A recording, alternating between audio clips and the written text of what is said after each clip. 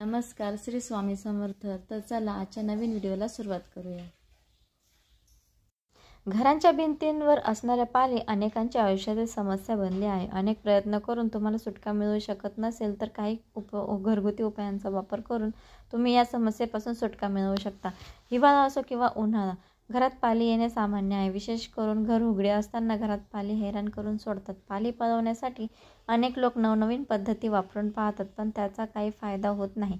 पाली दूर करण्यासाठी बाजारात अनेक फवारण्या उपलब्ध आहेत, परंतु त्यांचा वापर करण्याऐवजी तुम्ही घरगुती उपायांचा अवलंब करू शकता.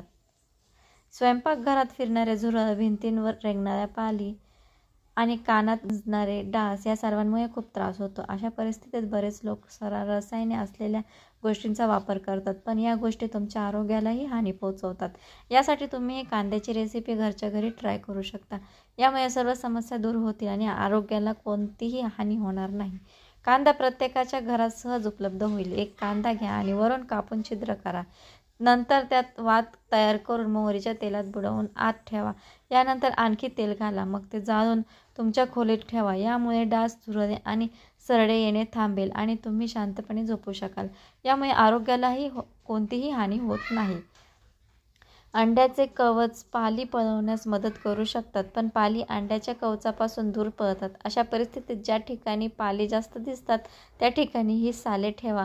असे केल्याने तुम्ही पालीपासून सुटका मिळवू शकता. पाली घरातून बाहेर काढण्यासाठी ज्या ठिकाणी पाली येतात त्या ठिकाणी तुम्ही नॅपथॉलिनच्या गोळ्या ठेवू शकता, पण या गोळ्या धोकादायक आहेत आणि मुलांच्या आणि पाळीव प्राण्यांच्या आवाक्याबाहेर